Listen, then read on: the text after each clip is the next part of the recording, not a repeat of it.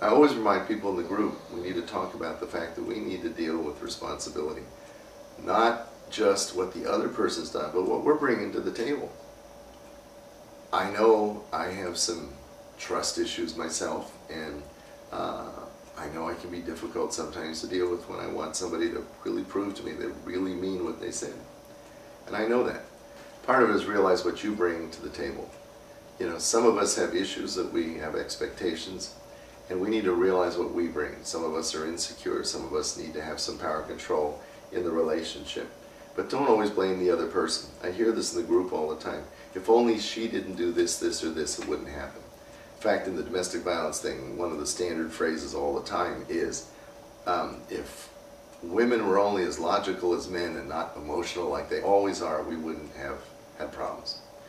Trouble is, men aren't always logical either. Men often think with their pecker head rather than the head up here. At that point, they're not very logical. The same thing is, men often don't deal with their emotions.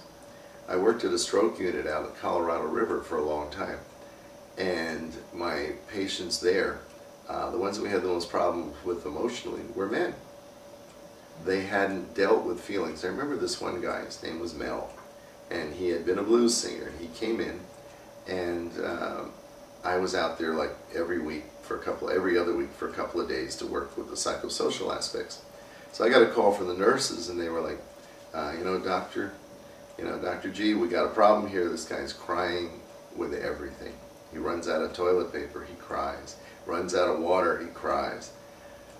And I got there and we talked, and he'd been a football player in high school, and then didn't make it in the pros, and went off and did construction work, and then became a blues singer.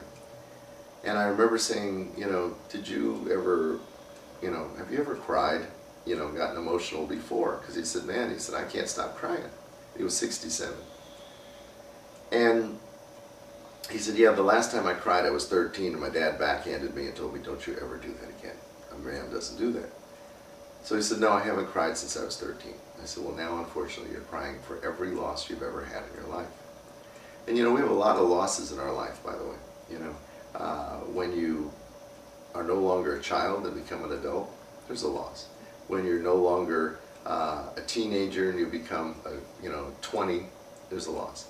As we move around, our friends will move, things will change. We have losses. We have losses all along. There's a loss of innocence, a loss of, if the day you find out there's no Santa Claus, there's a loss. So we have losses all our lives. When you no longer 20 and now turn 30, that's a loss. 30 to 40, that's a loss. If you've moved, if you've changed jobs, if you've lost a dog, if you've lost a cat, if you've lost your hair, if you're losing your teeth, there's losses all along. But we don't always deal with them. And the reality is we should mourn some of these losses as time goes on. When you get really old, you start thinking about things, unfortunately, in the way that, gee, in the last few years I've got, I wonder what I'm going to do, or what's going to happen, or is this going to be my last car, or my last computer, am I buying my last computer?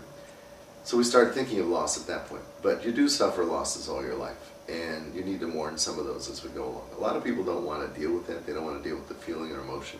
But trust me, when you get a lot older, it starts to get to you.